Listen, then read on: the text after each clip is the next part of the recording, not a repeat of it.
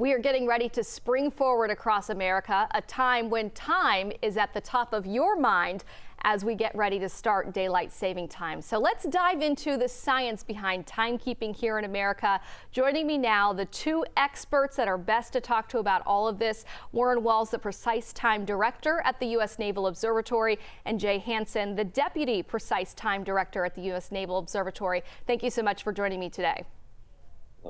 Thank you. So let's start off with this.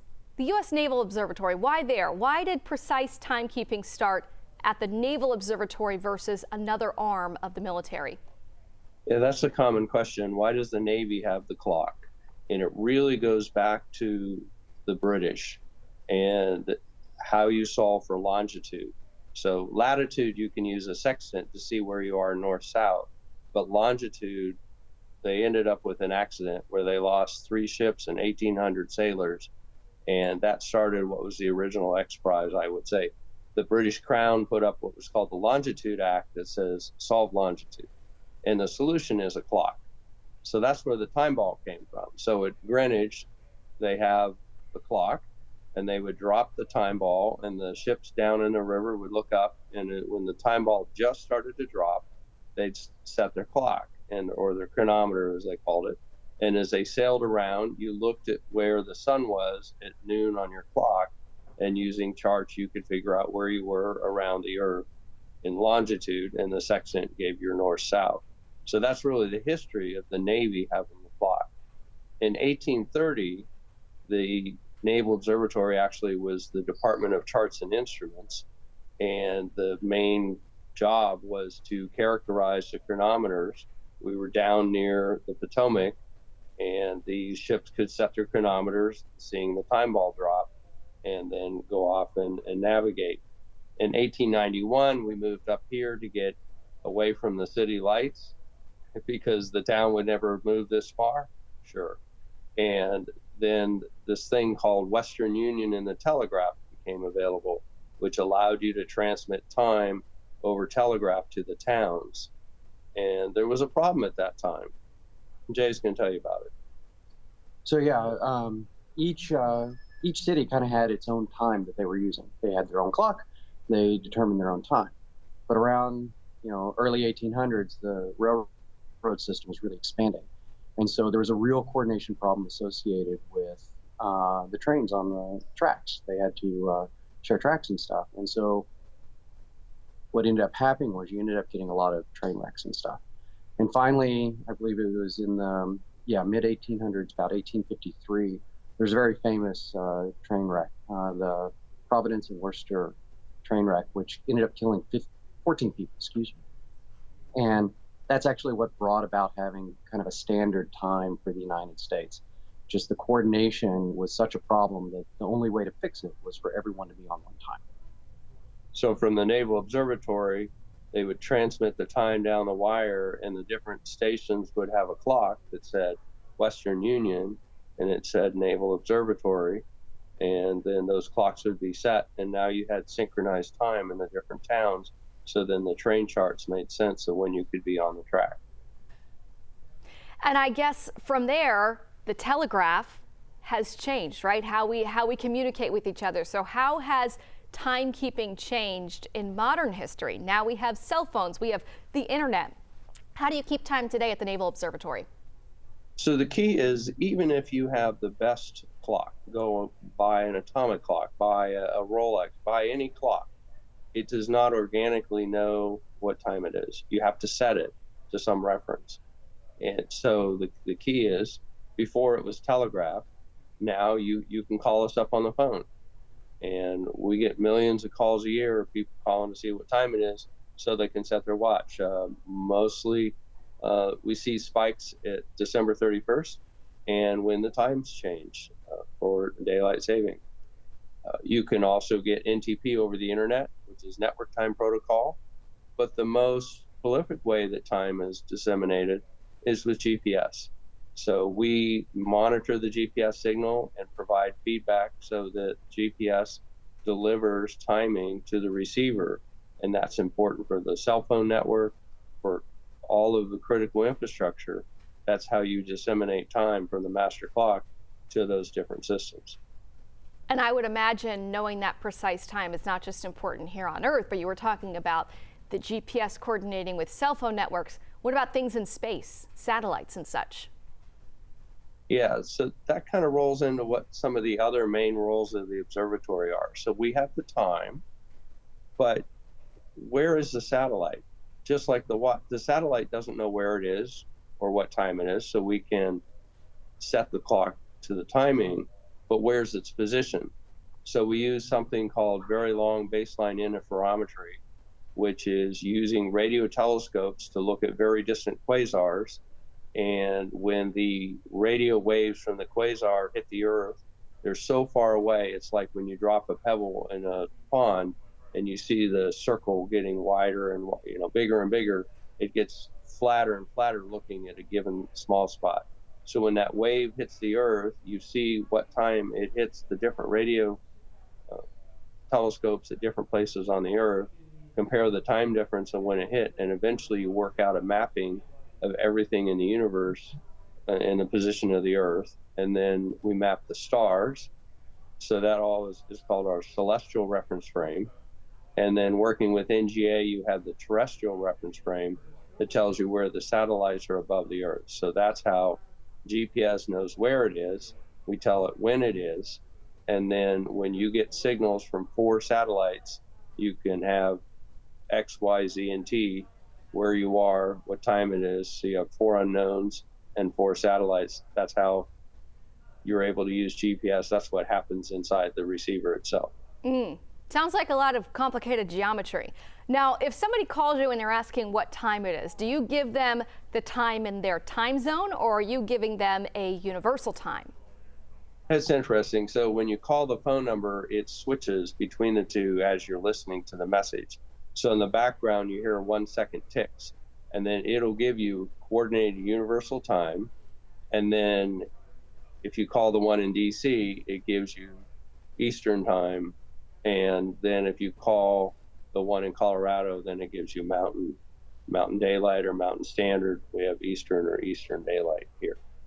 And people are getting ready to do springing forward, which of course all the technology, the phones and everything, that does it all by themselves. But how did that process come about of starting standard time versus daylight saving time in the country? Can you tell me more about the history of that? So there's kind of 2 topics there, the time zones and the daylight saving. So the time zones are interesting. There was really kind of 2 different threads on that, but it was a weather person that's divided it into 4 zones because it lined up nicely with where the weather stations are. Then that really went to the radio or to the railroad people that were trying to keep track of the charts and the timing for the railroad stations. So the history kind of threads through that in creating those time zones. When you talk about daylight saving, some people look at Benjamin Franklin and say, oh, he came up with it. But probably it's where he was maybe playing with people, the Parisians, and said, well, if you get up a little earlier, you can make better use of the daylight. So it wasn't really he was articulating changing clocks, he was shift your schedule. Various arguments have been made. In World War I and World War II, the U.S. went to a daylight savings to save fuel, coal, to help for fighting the war. We've gone on and off of it. People say, well, it's the farmers. Well, the cows don't know the time change. They always have their set schedule. So farmers really keep their schedule to the daylight and in the season. It doesn't help them. People say, well, when there's a transition, there's more traffic accidents or health problems spike up. Maybe there's a little more data on that. But now in the power consumption, with all the LED lighting, the incandescent consumption has really gone down. And since we live in so many buildings that we have environmental controls, artificial lighting, that there's not so much of open the windows in the daylight. And the big consumers really now are things like the electric car charging stations, data centers, Bitcoin crunching. There are some countries that have say you can't do Bitcoin crunching because they're having power generation problems. So there's various arguments and studies and so forth of the pros and cons of daylight savings. So what you're kind of telling to me is that there's no one consensus of why it started. There's a couple different theories. Is that what you're saying? For the daylight savings, it's gone on and off when, like during the war, World War I and World War II, they argued and we put it in place with the U.S. To save energy. Then after the war, people didn't want to do it. It changed. And now it's very interesting. About a third of the globe uses a daylight shift. It's maybe summertime, they call it. If you want to talk like globally, who all does it. In the U.S., it's interesting. Arizona does not shift, but one of the Indian reservations in Arizona, one of the Indian nations, does shift. So there's different local interpretations. And there's a lot of people who like it and a lot of people who don't. A lot of people say, you know, especially if you're a parent of a young kid, why do we need to change the clocks twice a year and mess everybody's bodies up? Now, let me ask you hypothetically. There is an act that's been introduced in the House, the Sunshine Protection Act of 2025. If that were to go through and pass and get signed and everything, how would that change things at the U.S. Naval Observatory? Would it change how you keep time for the country? It doesn't change how we keep the fundamental time, because just like the meter, the kilogram, and the second are the international units. You say, well, we use inches and pounds. Actually, those are scaled off to the fundamental units, the SI units that people learn in school. UTC, or Coordinated Universal Time, is still that fundamental time in the background that people have shifts off of, whether you're in Eastern U.S. or Western, and whether or not you do the daylight or not. The real impact to us is we just don't switch the voice announcer over into a different mode. So if it stays in daylight, then when we come back around, we don't move back to standard. But the clock in the background just keeps on ticking. Yeah. And Jay, let me ask you this. You get a lot of visitors to the U.S. Naval Observatory. I'm sure a lot of questions. What's the most interesting question that people ask? And what's the most interesting factoid or tidbit about the Naval Observatory that a lot of people had no idea about? That's a really good question. Yeah, you kind of caught me off guard on that one. I don't know. Do people expect what you show them on the tour? Or there's some room, magical room they go into and they're like, wow, this is how you keep time? Like, what is it? What would people see on a tour there? So, well, we don't do tours so much is part of the thing. We're on a military base, so tours we don't do them quite so much. It's a little bit more difficult to do that. But when we do take them on, for the people that do manage to get on base to see the clocks and stuff, we are able to show them kind of the variety of different atomic clocks that we have here. So we have over 100 different atomic clocks that we use to generate our realization of UTC, ranging from hydrogen masers and cesium beam tube clocks and different clocks of that sort. So we are able to show them and kind of explain how they work and things of that sort. And so that's kind of what people see whenever they do come here to see the clocks.